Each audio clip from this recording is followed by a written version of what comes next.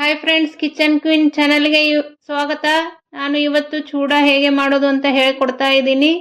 ಬೇಕಾಗುವಂಥ ಸಾಮಗ್ರಿಗಳು, ಇಲ್ಲಿ ನಾನು ಬಿಜಾಪುರ ಅವಲಕ್ಕಿಯನ್ನು ತೆಗೆದುಕೊಂಡಿದ್ದೇನೆ.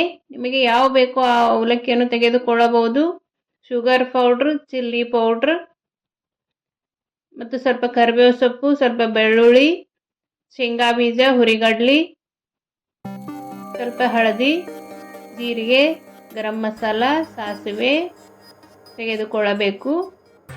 ಇವು ಎಷ್ಟು ದಿನ ಇಟ್ಟರೂ ಕ್ರಿಸ್ಪಿಯಾಗಿ ಇರುತ್ತವೆ. ಹೀಗೆ ಒಂದು ಸಲ ಚೂಡ ಮಾಡಿ ನೋಡಿ.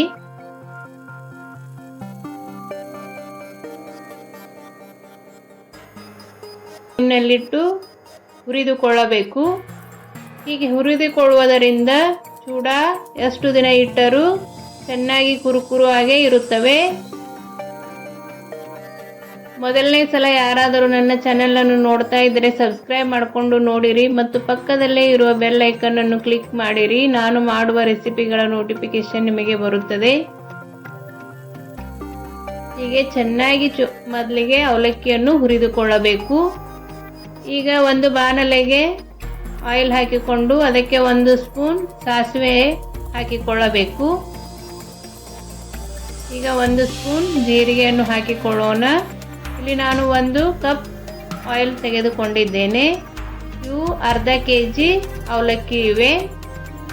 ಈಗ 1 ಕಪ್ನಷ್ಟು ಶೇಂಗಾ ಬೀಜವನ್ನು ಹಾಕಿಕೊಳ್ಳಬೇಕು. ಈ ಅಳತೆಯಲ್ಲಿ ಒಂದು ಸಲ ಚೂಡ ಮಾಡಿ ನೋಡಿ. ತುಂಬ ಚೆನ್ನಾಗಿ ಕ್ರಿಸ್ಪಿಯಾಗಿ ಬರುತ್ತವೆ ಮತ್ತು ಎಷ್ಟು ದಿನ ಇಟ್ಟರೂ ಚೂಡ ಮೆತ್ತಗೆ ಆಗುವುದಿಲ್ಲ, ಕುರುಕುರು ಆಗೇ ಇರುತ್ತವೆ. ಈಗ ಅರ್ಧ ಕಪ್ನಷ್ಟು ಹುರಿಗಡಲೆಯನ್ನು ಹಾಕಿಕೊಳ್ಳೋಣ. ಶೇಂಗಾ ಮತ್ತು ಹುರಿಗಡಲೆ ಚೆನ್ನಾಗಿ ಫ್ರೈ ಆಗಬೇಕು.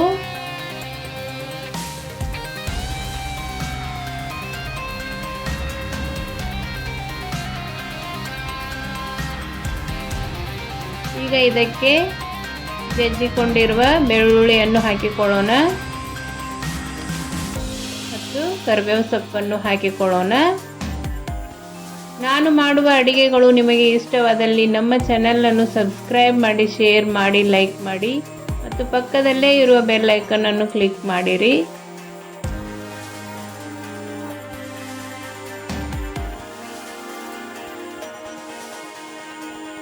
ಈ ರೀತಿ ಚೆನ್ನಾಗಿ ಫ್ರೈ ಮಾಡಿಕೊಳ್ಳಬೇಕು.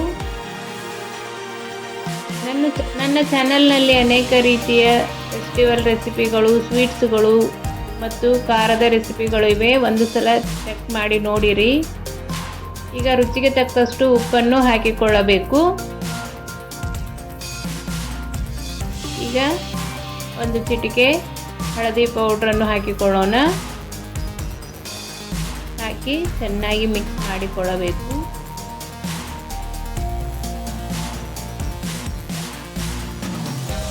ಈಗ ಇದಕ್ಕೆ 1 ಸ್ಪೂನ್ನಷ್ಟು ಬ್ಲ್ಯಾಕ್ ಸಾಲ್ಟನ್ನು ಹಾಕಿಕೊಳ್ಳೋಣ.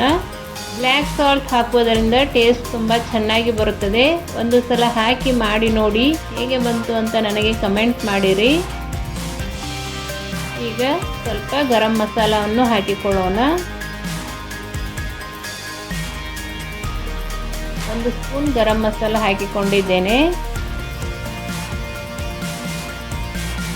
ಈಗ ನಿಮಗೆ ಖಾರ ಎಷ್ಟು ಬೇಕೋ ಅಷ್ಟು ಚಿಲ್ಲಿ ಪೌಡ್ರನ್ನು ಹಾಕಿಕೊಳ್ಳೋಣ.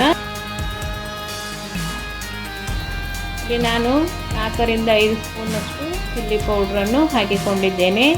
ಇದು ಬ್ಯಾಡಗಿ ಚಿಲ್ಲಿ ಪೌಡ್ರ್ ಆಗಿರೋದ್ರಿಂದ ಖಾರ ಸ್ವಲ್ಪ ಕಡಿಮೆ ಇರುತ್ತದೆ.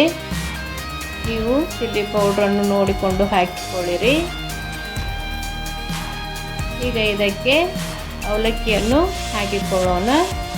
ಗ್ಯಾಸ್ ಆಫ್ ಮಾಡಿ ಅವಲಕ್ಕಿಯನ್ನು ಹಾಕಿಕೊಳ್ಳಬೇಕು, ಅಂದರೆ ಅವಲಕ್ಕಿ ಮೆತ್ತಗೆ ಆಗುವುದಿಲ್ಲ. ಈಗ ಚೆನ್ನಾಗಿ ಮಿಕ್ಸ್ ಮಾಡಿಕೊಳ್ಳಿರಿ.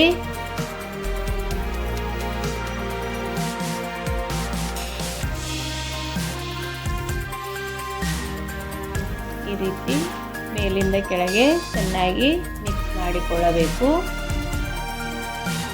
ಈ ಚೂಡ ಒಂದು ಸಲ ಮಾಡಿ ಹೇಗೆ ಬಂತು ಅಂತ ನನಗೆ ಕಮೆಂಟ್ ಮಾಡಿರಿ. ತುಂಬ ರುಚಿಕರವಾಗಿ ಚೆನ್ನಾಗಿರುತ್ತವೆ ಮತ್ತು ಖಾಲಿ ಆಗೋವರೆಗೂ ಕ್ರಿಸ್ಪಿಯಾಗೇ ಇರುತ್ತದೆ.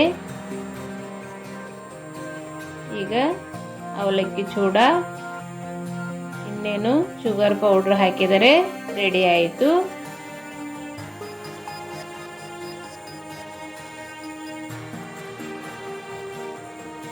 ಕೊನೆಗೆ ಶುಗರ್ ಪೌಡ್ರನ್ನು ಹಾಕಿಕೊಳ್ಳಬೇಕು.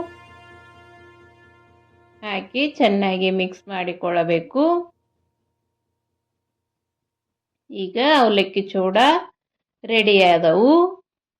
ಒಂದು ಸಲ ಟ್ರೈ ಮಾಡಿ ನೋಡಿ.